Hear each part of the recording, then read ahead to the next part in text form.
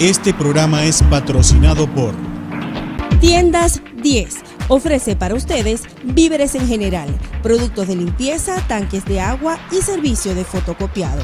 Abierto de lunes a sábado. Calle Zamora, esquina Calle González. Tiendas 10. Insumos Guadalupe C.A.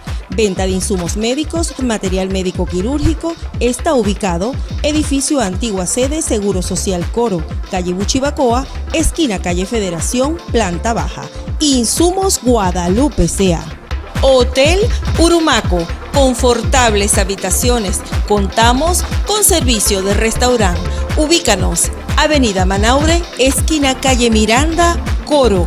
El mejor confort está en Hotel Urumaco. Al día con Cruz Roja, programa informativo y educativo.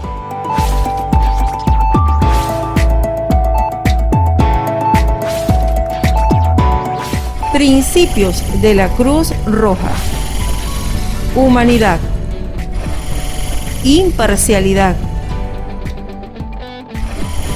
neutralidad, independencia, voluntariado, unidad, universalidad.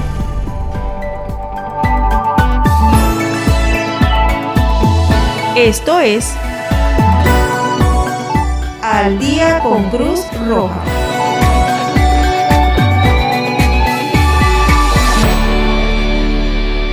Bienvenidos a su programa Al día con Cruz Roja. De inmediato, informaciones de la Cruz Roja. Veamos. Regionales. El subcomité de la Vela de Coro realizó actividad enmarcada en la prevención del cáncer de mama en las instalaciones de locales comerciales del municipio Colina, específicamente en la comunidad de La Vela, con el objetivo de dar a conocer y concientizar a la prevención del cáncer de mama, síntomas y complicaciones. Regionales.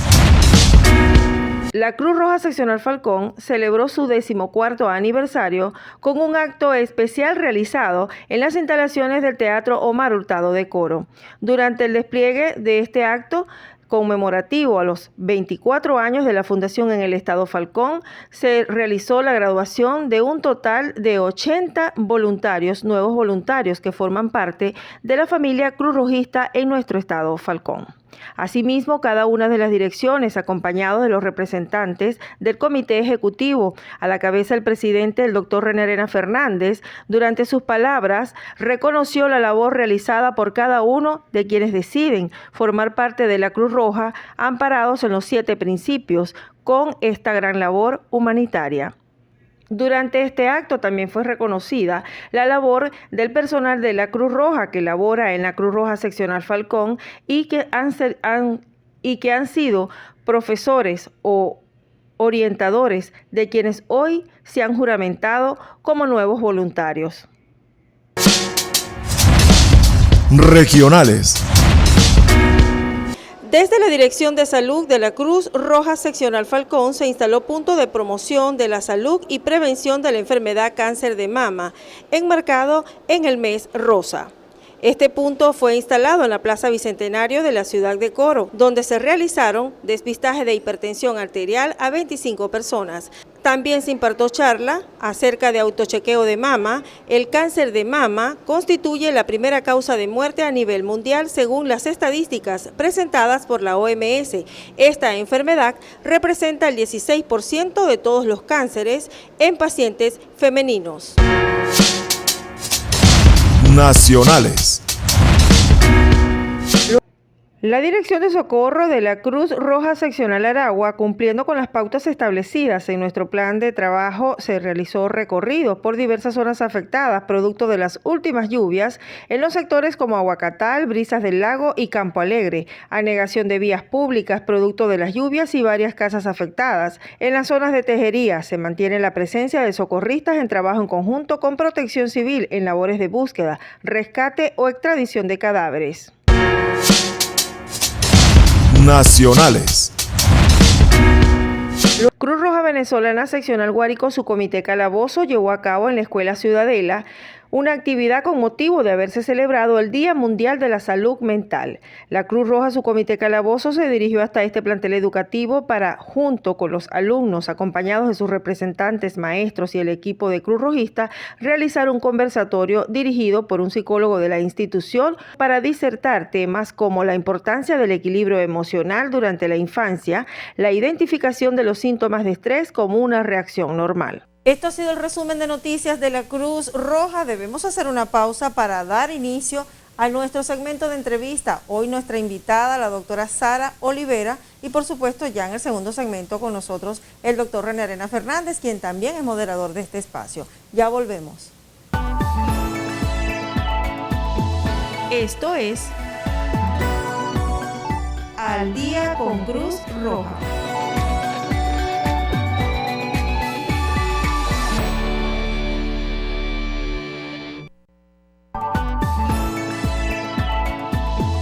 Esto es Al Día con Cruz Roja.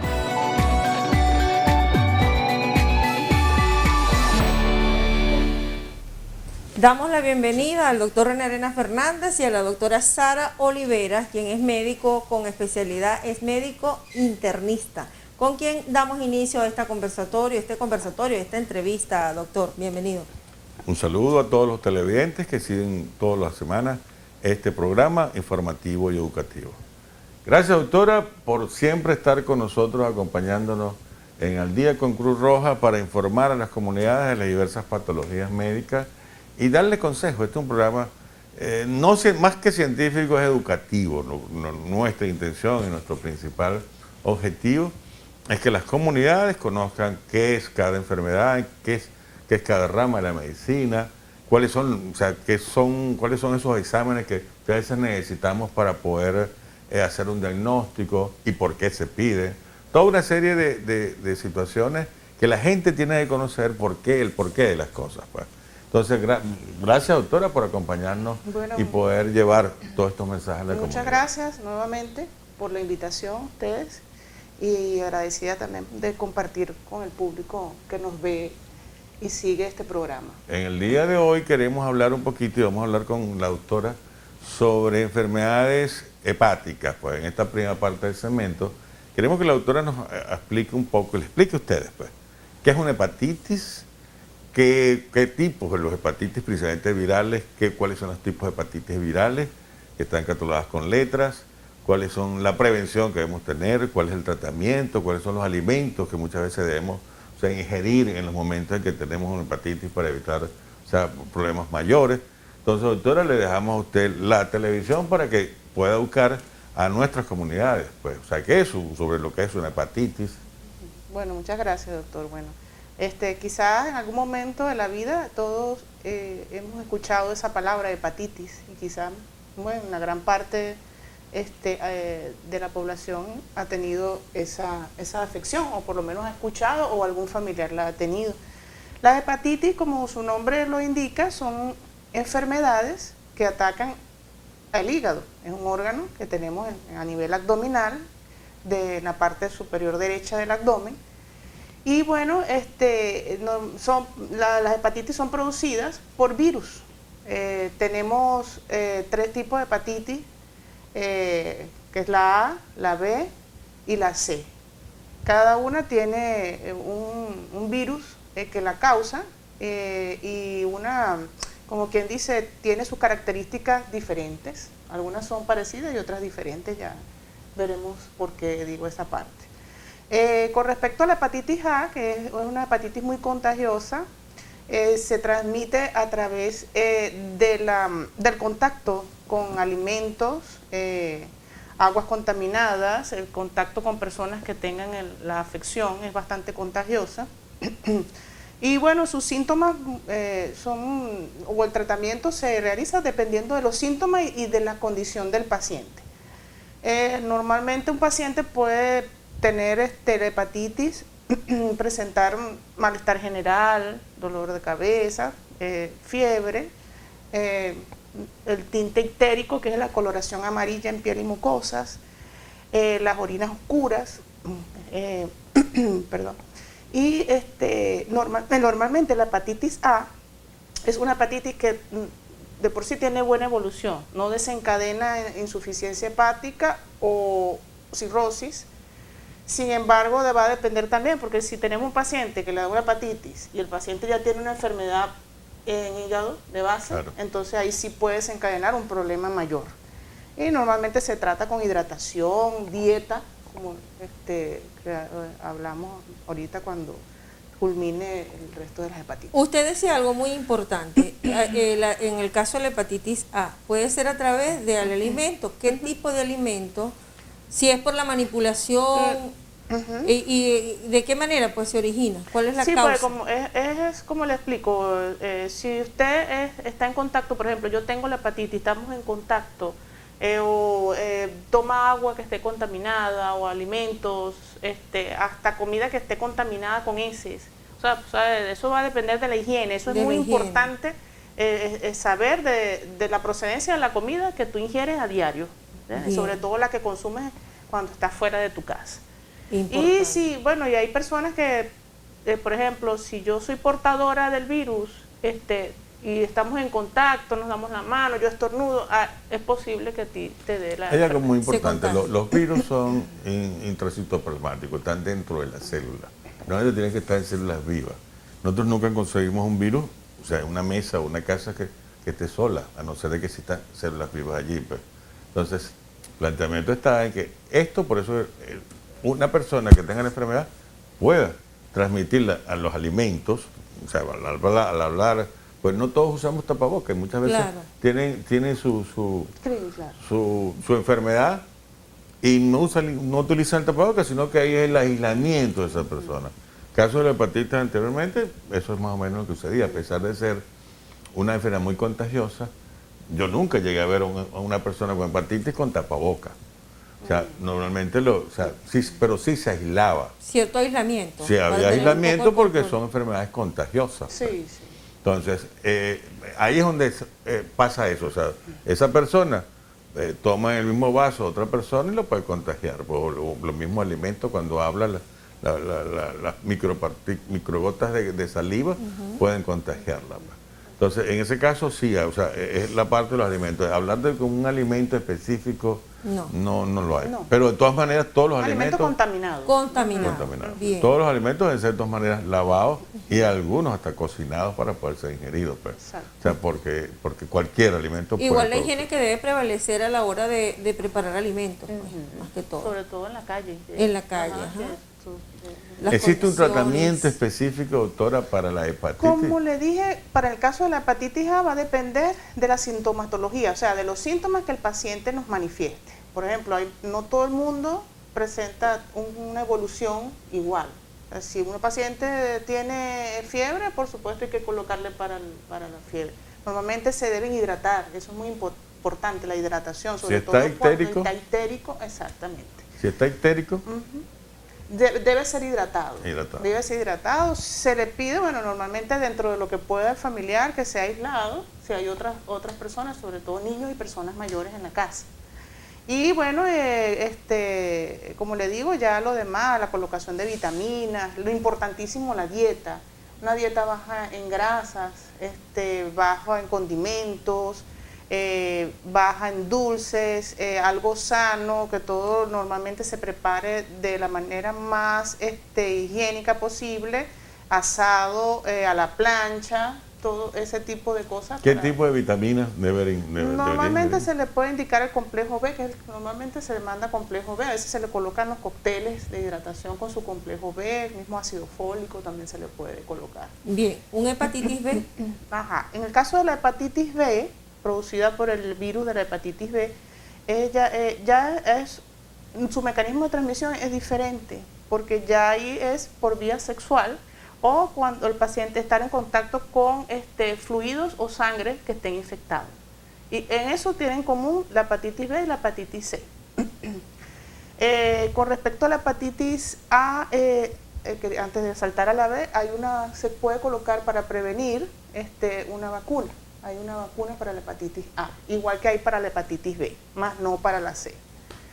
En el caso de la hepatitis B, es una, como le dije, se transmite a través de esa vía, y al igual que la hepatitis C, la hepatitis B ellos sí pueden evolucionar con mayor frecuencia a lo que es una cirrosis hepática y también a una insuficiencia hepática, bueno, que está compaginado con la cirrosis. Y hay pacientes que posterior a haber tenido hepatitis B pudieran desencadenar hasta cáncer de hígado. Y en el de la hepatitis C también, en ese caso. No se puede, ¿de qué manera se puede evitar llegar a una cirrosis hepática, o es inevitable ya una vez que usted adquiere el virus? No, o sea, claro, hay que el cuidado. No todos tenemos, o sea, es como la evolución de la enfermedad a veces no es igual en ti o en él o en mí. Eso va a depender de la constitución genética, de los factores de riesgo que tenga el paciente, de las condiciones de vida, alimentación. De la capacidad inmunológica. Sistema inmunológico. Exactamente. En el caso de la hepatitis B y la hepatitis C, que se transmiten de igual manera, la prevención es evitar estar en contacto. Por ejemplo, hay mucha gente que usa jeringas, pacientes que usan drogas y se las comparten las jeringas, pacientes que tienen sexo ocasional con alguien sin una protección, y bueno, en los hospitales, a menos que un accidente que podamos tener tanto médico como el personal que trabajamos, tenemos que tener mucho cuidado de tener contacto con sangre o fluidos de un paciente que esté contaminado. Que pueda estar contaminado. Con la hepatitis. Bien, sí. Debemos hacer nuestra segunda pausa de este programa del día de hoy para cumplir con compromisos de la televisora. Al regreso avanzamos con más esta entrevista, hoy con nuestra invitada, médico internista, Sara Olivera. Ya volvemos. Esto es Al Día con Cruz Roja.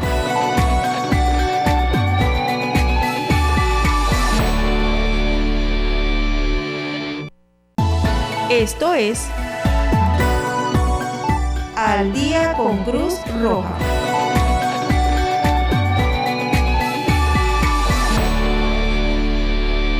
Más de esta entrevista con nuestra invitada, la doctora Sara Olivera, es médico internista de la Cruz Roja Seccional Falcón y también de otras instituciones públicas acá en el estado Falcón. Doctor. Sí, en este segundo segmento, doctora, quisiéramos que le explicara a nuestros televidentes qué es la cirrosis hepática, por qué se produce. Más se habla mucho de que los alcohólicos pueden desencadenar una cirrosis. O sea, ¿por qué se desencadena la cirrosis? En esta primera parte voy a hablar un poquito sobre cirrosis hepática, posteriormente hablar un poquito sobre el hígado graso, la esteatosis hepática, y si nos queda tiempo trataremos de darle algunos tips sobre qué es un exceso hepático, que muchas veces se produce y tiene complicaciones graves, pues, en muchos casos. Bueno, hablemos primero de cirrosis hepática.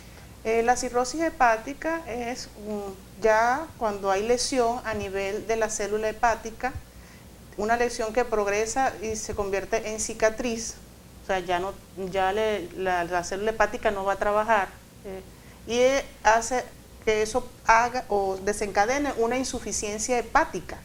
Ya el hígado no va a trabajar, va a ser insuficiente, y normalmente cuando se desencadena la cirrosis, y en los casos graves, ya el tratamiento, pues ya en casos graves, ya es un trasplante.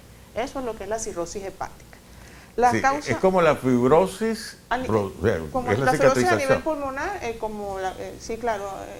Una fibrosis del hígado, y por eso deja de funcionar. Exactamente. Y muchas veces producto de una hepatitis.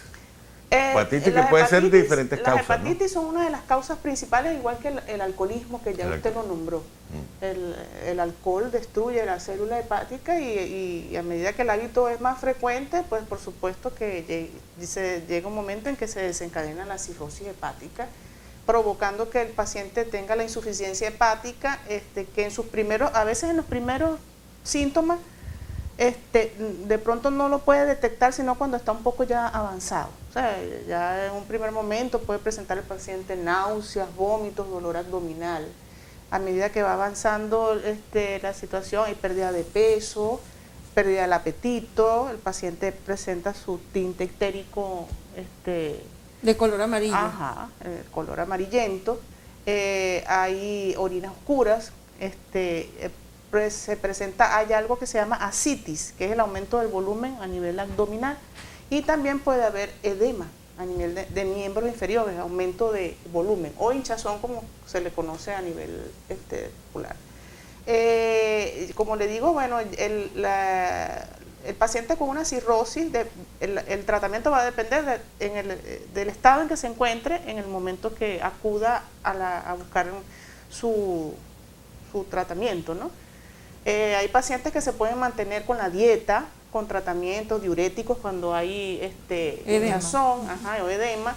La dieta de la que habíamos hablado, muy parecida a la que comentamos cuando hablamos de hepatitis. Y por supuesto no puede tomar nada de alcohol. Pues. De licor. Sí, es importante Sí, esa parte. lógicamente la complicación que se da con los alcohólicos que llegan a una cirrosis es porque primero que son alcohólicos diarios, pues, y mantienen el hígado inflamado todo el tiempo, y eso lo lleva a una cicatrización, y ya después que hay las complicaciones, que hay lo como usted dice, la ascitis, los edemas, ya hay un problema ya más grave que es mucho más difícil. Y gran parte de estos alcohólicos nunca dejan la bebida, siguen tomando. Sí, pues, Entonces, sí. y lógicamente eso lo lleva a complicaciones más graves. Quiero que nos hablaran un poquito, porque conversando con algunas personas, y la gente lo sabe, muchas veces hacen un ecosonograma al hígado y le plantean los ecosonografistas, mira, tienes un hígado graso. Y nos asustamos. Pues, Grado ¿acaso? 2, grado... Y O sea, eso, porque eso muchos, alarma. o sea, ¿no? La gran mayoría tenemos grasa en el hígado y podemos tener una estatosis hepática. Entonces, ¿hasta dónde es la complicación? O sea, ¿cuál es? Bueno, ¿Por qué? en el caso de tener el hígado graso es lo que se conoce médicamente como una esteatosis hepática. En ese caso, pues sí, es grasa en el hígado. Y a medida que he estado observando en estos últimos años, tengo pacientes cada vez son más jóvenes, los pacientes que cuando mando a hacer un eco, tiene esteatosis hepática. Antes era más que todo la gente más Mayor. Ajá. Sí, porque normalmente, según la bibliografía, se da más en pacientes pues, de edad más avanzada, con factores de riesgo para hipertensión, diabetes, síndrome metabólico. ¿Influye en la obesidad? Claro, ese es el principal factor de riesgo para este tipo de cosas. Ese hígado graso puede ser controlado con dieta, mejorar el estilo de vida, y también hay medicamentos que nos pueden ayudar es importante resolver eso porque si el hígado, también eso va a depender del paciente, ¿no? No todo el mundo evoluciona igual, pero se han visto casos que puede haber problemas de complicaciones hepáticas por la sobrecarga de grasa a nivel hepático. Hay inflamación del órgano con alteración de las bilirrubinas, entonces es como una sobrecarga para... ¿Presentan algún tipo de dolor, algún tipo de molestia? Bueno, la mayoría pasa inadvertida, pero si pudiera presentar, como hay inflamación a nivel del hígado, por supuesto que puedes tener, hay pacientes que pueden tenerlo inflamado de tanta grasa, y sí hay hasta un ligero color amarilloso a nivel de lo que es la piel y la conjuntiva ocular, que es lo que más. Bien, doctora, un paciente con una estatosis hepática, con su tratamiento adecuado, con su dieta, ¿puede mejorar? Claro, ¿Mejora sí. y desaparece la estatosis? Sí, claro. Sí, ¿O se puede mantiene mejorar. pero controlada? No, normalmente puede desaparecer. Yo he visto casos donde cuando el paciente se hace su dieta, mejora notablemente. Es algo que es más controlable que otras patologías. Sí, esto es muy importante porque muchas veces se hace el diagnóstico, mira, tienes el hígado graso. Oye, estoy mal. O sea, la gente se asusta, ¿no? Claro. Entonces es importante también que los médicos sepan, o sea, que si bien los ecosonografistas más que todo, que son los que hacen el diagnóstico, sí, que sepan orientar también a los pacientes, que si bien es algo que es importante, tampoco es algo algo que puede ser mejorado, pues la persona con su dieta, con un buen tratamiento, puede mejorar, eso es muy importante. Hay algo que queríamos tocar, ya que estamos cercanos a finalizar, pero me gustaría que los excesos hepáticos, o sea, ¿de dónde se producen los excesos hepáticos? Sabemos que hay varias patologías, y la complicación, ¿cómo se trata? ¿Y cuál es la complicación principal pues, de un acceso hepático? Bueno, en el caso de los accesos hepáticos, que es como una colección de, vamos a decirlo así, de pus o a nivel, en este caso como estamos hablando del hígado, ¿no? A nivel del hígado, es como cuando, para que la gente entienda, es un mismo acceso que te puede salir a nivel de piel, pero te sale a nivel del hígado.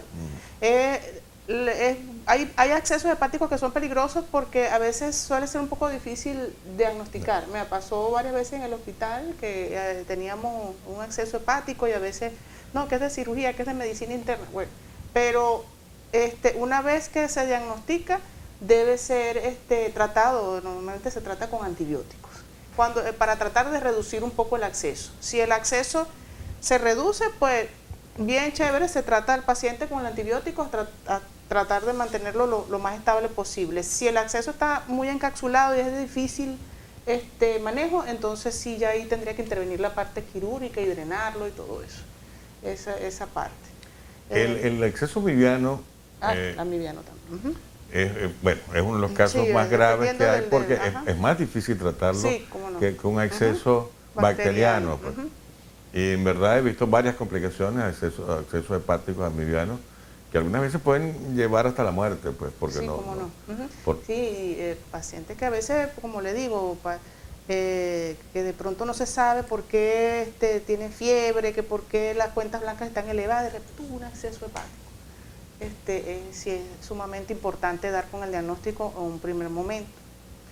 Y bueno, no me lo pidió, pero sería bueno tocar la hepatitis autoinmune. Está bien, exacto. Esa que es una hepatitis cuando el sistema inmunológico, nuestro sistema inmunológico puede crear anticuerpos contra las células del hígado, las destruyen y eso puede entonces causar, por supuesto, una insuficiencia hepática y hacer una cirrosis, el paciente ya puede tener problemas de ese tipo. Eso ya también va a depender, ¿por qué se produce? Bueno, ya eso depende del sistema inmunológico del paciente. Del paciente. Bien, doctora, nos queda un minuto, doctor, para despedir esta entrevista. ¿Algunas recomendaciones o algo que se necesite o considere usted sumamente importante para la colectividad que nos sigue, para mantener un hígado sano? Bueno, lo que está por lo menos en sus manos es tratar de evitar, como hablamos, cuando consumimos alimentos, saber de la procedencia de los alimentos, tener cuidado a la hora de tener relaciones sexuales, un consejo, protección es muy importante. Y bueno, por supuesto, cuando tú igual, así los alimentos los prepares tú, igual debes tener una buena higiene en tu casa, el agua hervida, los alimentos bien limpios, eso puede ayudar. Por otro lado están las vacunas para la hepatitis A y la hepatitis B. En los ambulatorios, en los centros hospitalarios, normalmente está disponible las vacunas, eso nos ayuda a prevenir. En el caso de la hepatitis C, bueno, no tenemos una vacuna, la prevención es ayudar, precisamente evitar lo que acabamos de decir, pues protección a la hora de las relaciones sexuales, tener cuidado con las jeringas compartidas, manipulación de fluidos y sangre de otras personas. Bien, despedimos, doctor, hoy a la doctora Sara Olivera, quien también forma parte de este staff de profesionales de la medicina que hacen vida en la Cruz Roja Seccional Falcón con su consulta de medicina interna. Ya es la tercera oportunidad que la tenemos acá en el programa El Día con Cruz Roja, doctora. Despedimos. Muchísimas gracias, doctora. Bueno, esperamos televidentes que todas estas informaciones que ha dado la doctora sean beneficiosas para ustedes y bueno, conocer un poquito cómo funciona nuestro cuerpo y las enfermedades de cada uno de los órganos. Esto hablamos hoy de hepatitis, que nos pareció sumamente importante. No Muchas se gracias, retiren de doctora. la pantalla de su Gracias televisor. Ya volvemos con más de Al Día con Cruz Roja. Esto es Al Día con Cruz Roja.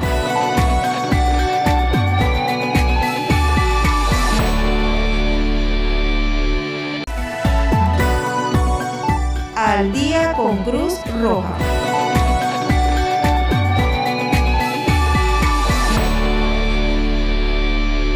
A continuación los invitamos a este segmento especial realizado en el marco del 24º aniversario de la Fundación de la Cruz Roja Seccional Falcón, donde se instalaron las primeras jornadas de cardiología. Usa tu corazón para cada corazón.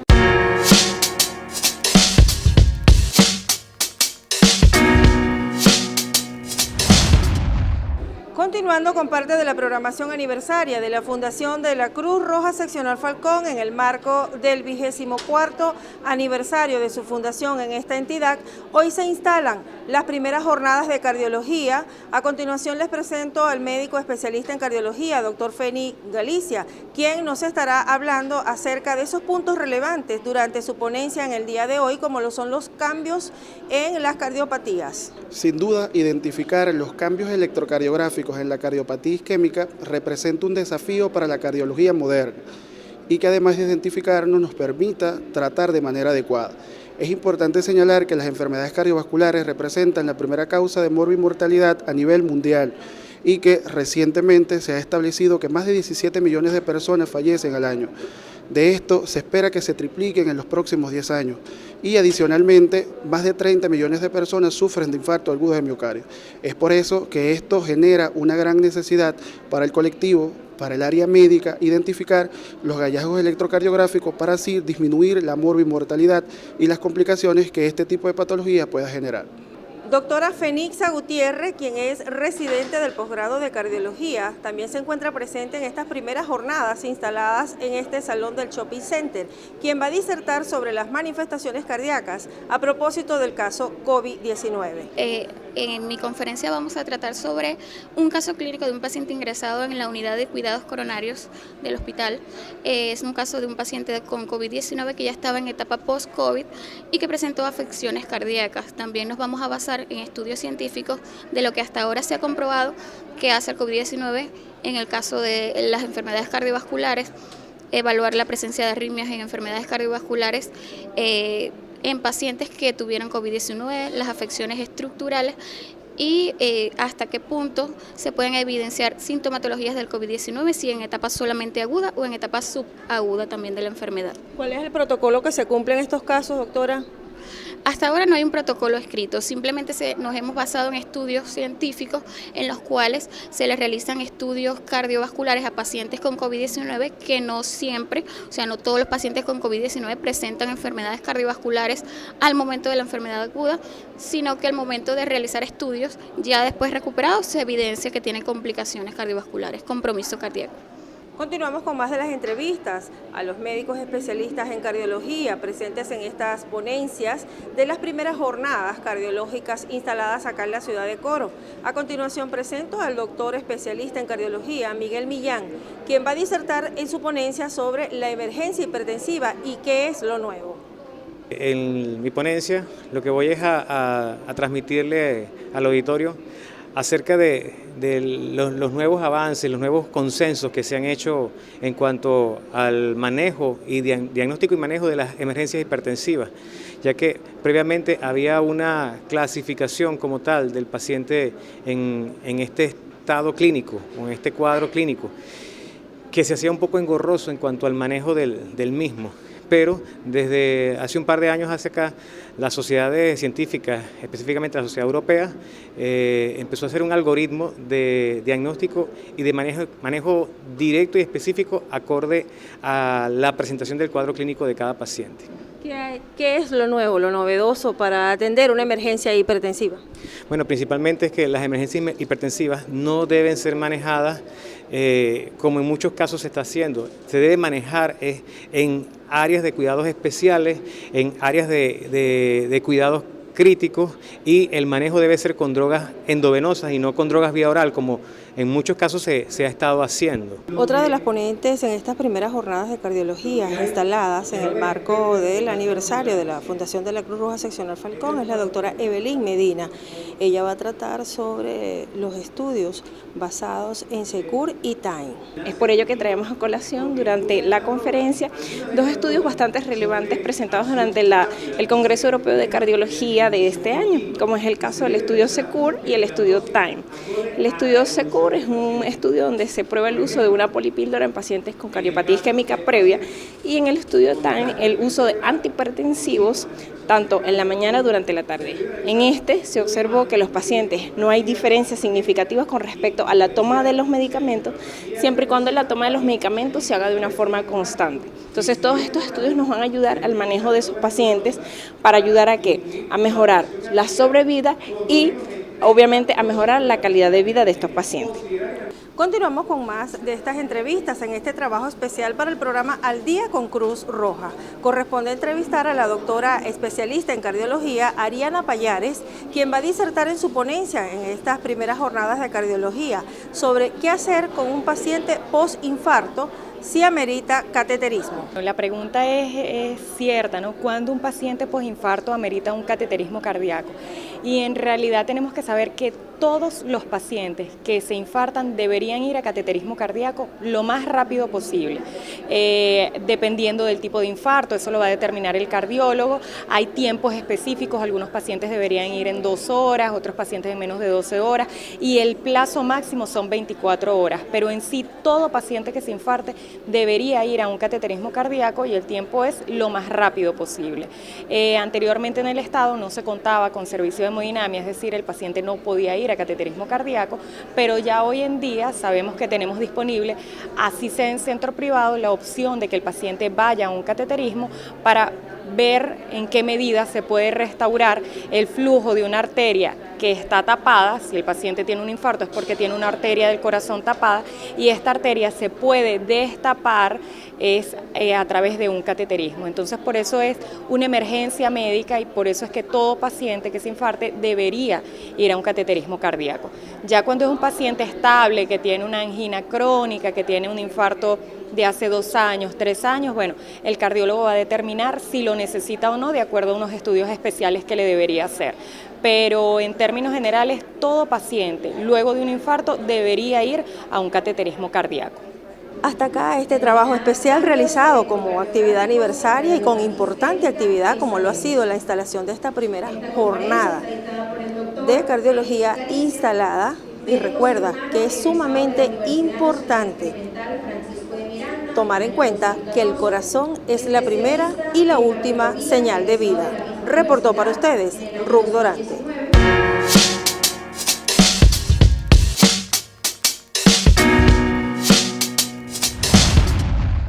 De verdad que satisfechos por esta orientación, esta inducción, con que nos permite semana a semana avanzar en conocimiento preventivo de la salud, doctor. Bueno, televidentes, será hasta el próximo programa. Esperamos que cada vez que nosotros vengamos queden ustedes satisfechos con los conocimientos y las informaciones que nosotros le damos. Nos veremos en un próximo programa. Así es, y ya nos pueden seguir a través de las diversas redes sociales, en la página en YouTube. Allí tenemos nosotros también lo que es este programa, el programa Al Día con Cruz Roja. ¿Quiénes son nuestros invitados especiales? Por supuesto, quienes nos acompañan y suman para dar esa orientación médica, esa educación en prevención de salud y por supuesto desde el equipo de la Cruz Roja. Será hasta la próxima semana.